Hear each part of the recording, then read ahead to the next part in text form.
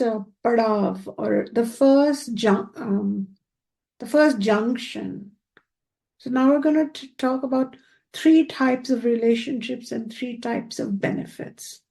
So the first junction of engaging with the divine, which is a creator, which is the raw material, which is the intelligent substratum, is this divine is far.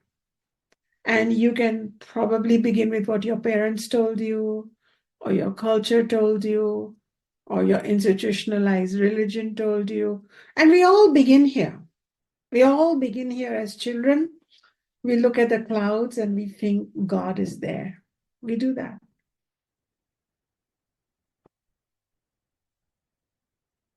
And I already told you, this is better than nothing. And this is a very normal place to start, to look at the mystical areas, existence, the space beyond.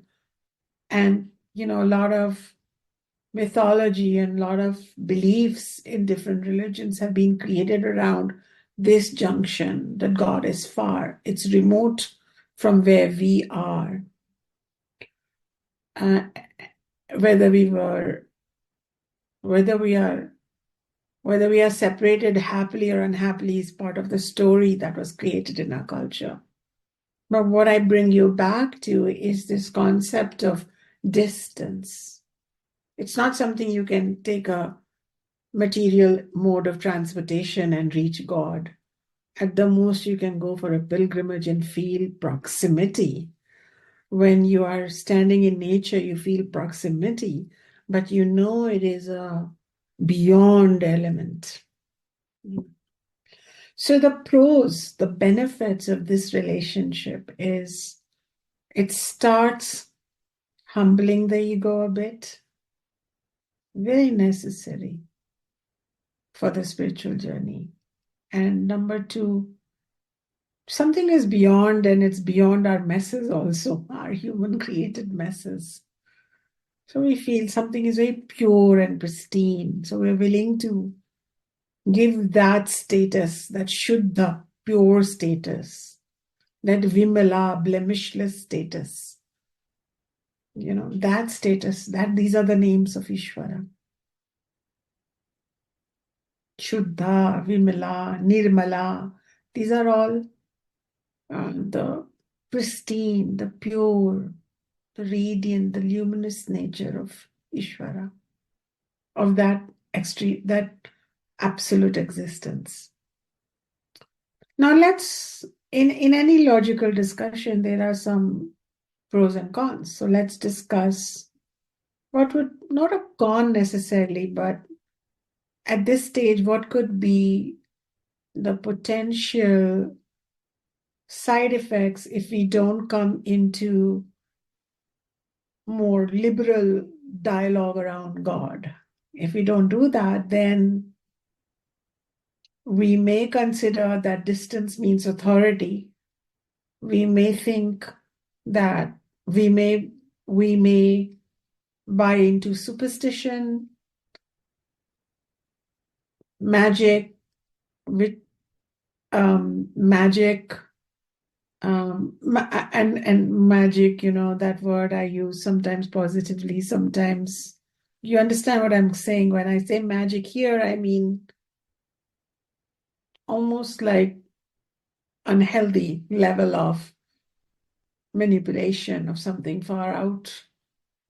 It can lead to a sense of overwhelm also, because there are two big giants towering over you. One is the world and society, and the other is God. So there is this world and the other world. Both are towering over the individual. And God is nowhere to be found. So this can also be slightly oppressive. That is why I will share with you Bhakti Yoga techniques and teachings in the coming weeks and months, where if you are at this first stage, and we are all at this first stage, these stages are not exclusive. When I stand in front of my altar, I'm totally on this first stage. God is far. I don't know geographically. unidentified location. Something is somewhere and I'm lighting a lamp, I'm chanting. But how can we have a relationship that is more heartfelt, that is more supportive? If we are participants of an institutionalized religion, how can we use our Vedic lens to take the best from our tradition and to not judge what is not working for us? Because we must understand that oftentimes religions arise in socio-cultural, political situations, whereas Bhakti Yoga is purely a conversation with the mystic within you. It is an individual journey, Bhakti Yoga. It is not a collective journey. It is your personal journey. But anyway, the recognition that God is far is the first juncture.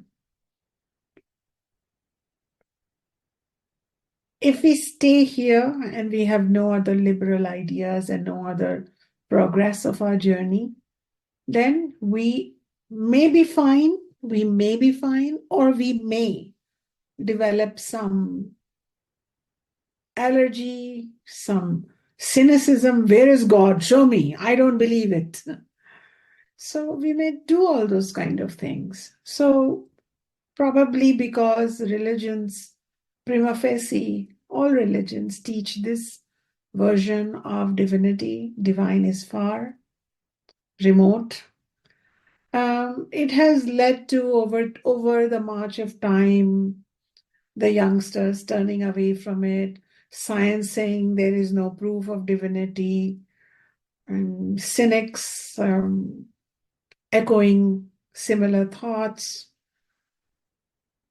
And because it's an abstract entity, then a lot of religious beliefs, dogma, superstitions, and even rituals and good faith were prescribed to bring it closer. But in the 21st century, all that becomes a big burden, and one slowly moves away from that consideration, and people proudly say, I do not believe in God, or I've left my religion behind.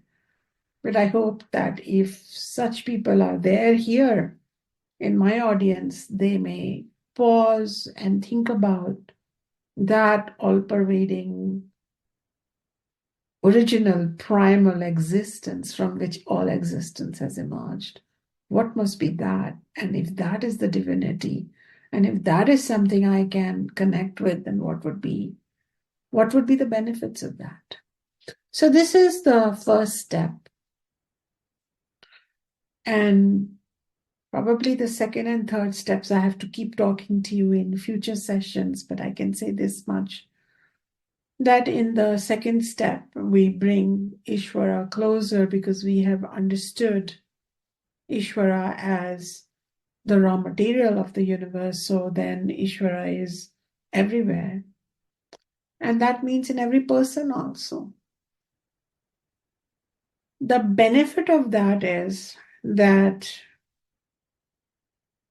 if Ishwara is in every person, it births compassion within us, respect and reverence for everyone. Everything has dignity in our eye. The smallest little frog, one single blade of grass, or humans who don't mate like us, who don't eat like us, who don't pray like us. We understand that that one absolute reality dwells within them too. And even when we encounter difficult people, we may have to make some difficult choices, but we don't forget that Ishwara wore the clothes of a difficult person. That's the hard part, because we've kind of bought into Ishwara being, when we are stuck in the first stage, then we think of Ishwara as pristine and perfect. So it's hard to see Ishwara as everything. It's hard to see that, but that's where we have to stretch the imagination. We have to see Ishwara in the cancer cells. We have to see Ishwara in the tuberculosis. We have to see Ishwara in the garbage can. And that's really something. But if you're able to have that view, and if you're able to see Ishvara in the opposites, hot and cold, difficult and easy, uncomfortable and comfortable, if you're able to see this all as Ishvara, it's the whole, it's a radical whole as Ishvara, then you can see the biggest benefit would be psychological stability, greater acceptance, less bitterness. No permanent friends, no permanent enemies, only permanent bhakti.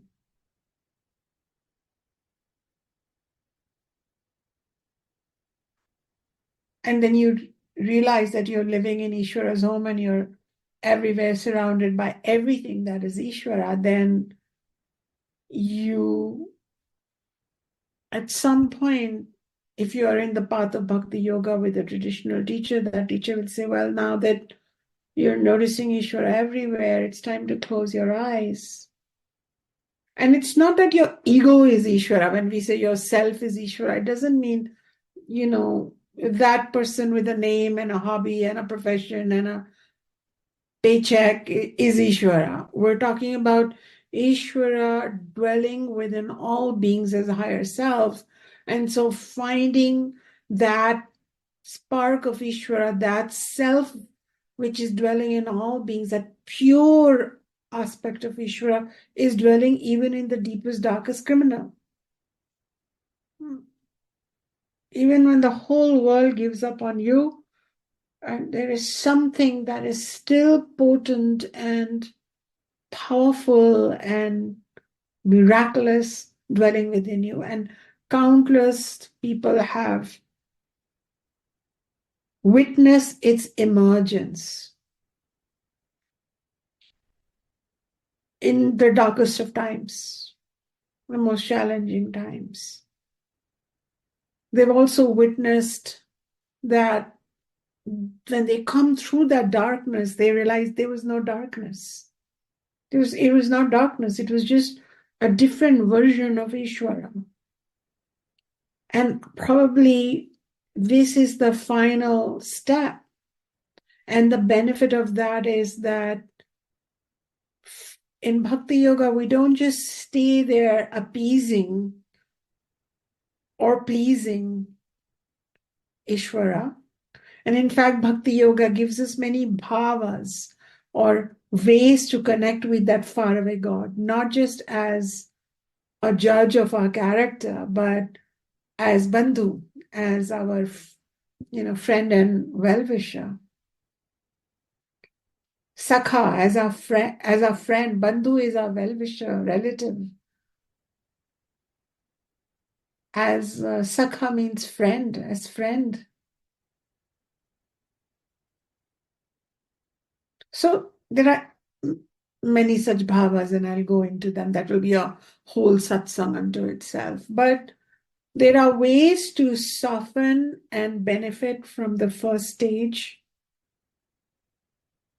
when we are still seeing Ishvara far away and we see the world as good and bad, nice and not nice people. I love and I hate people. And so we're divided up the world into camps and our God is far away. Well, let's use Bhakti Yoga to bring Ishvara closer and to transform ourselves and gain more grace through that. In the second stage, through knowledge, Bhakti Yoga is another knowledge path, we enable Ishvara thinking into our difficult relationships like, gosh, my mother-in-law is so difficult. It's just an example. My mother-in-law is so difficult, or my mom is so difficult. What does Ishvara want me to see? What does Ishvara want me to learn? So then even the most pressing circumstances become Ishvara teaching Ishvara, Ishvara standing up for Ishvara. And That doesn't mean that because the whole world is Ishwara, we just pass out in goodness, that we don't roar with courage or clarity or boundaries. But after we've done that, we're done. We're back into the temple. We're never left it. The whole world is our temple. So it enables us to speak truth, to be clear, to not be attached that much, and yet to be respectful and reverent for every particle of this universe, every feather, every dropped leaf, every pebble is reverent.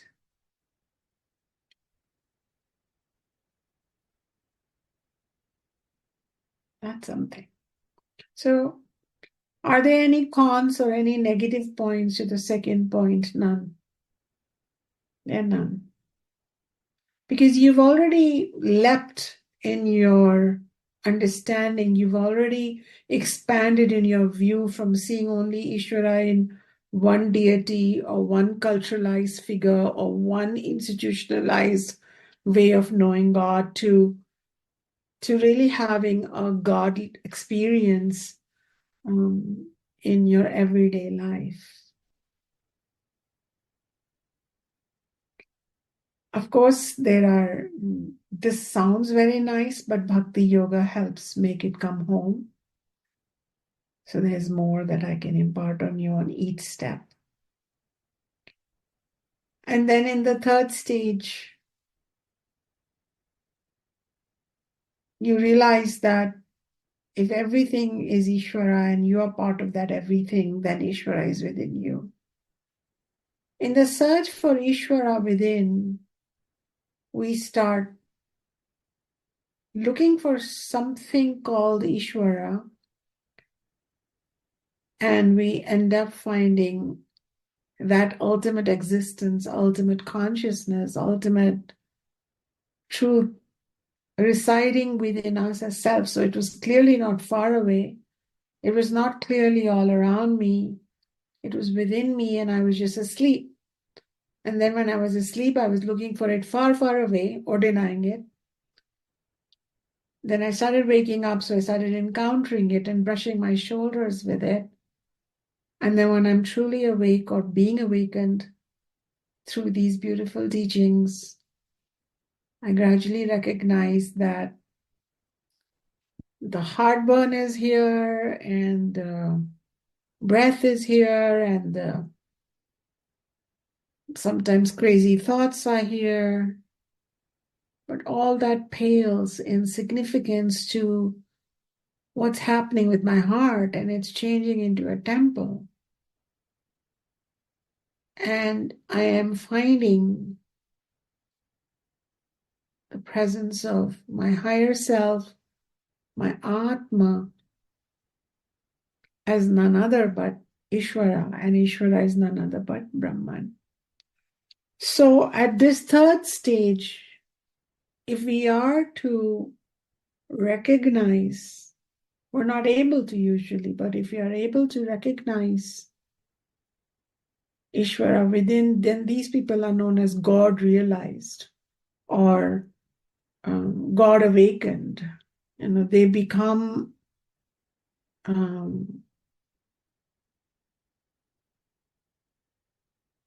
imbued with godly powers. And then once again, we mess it up.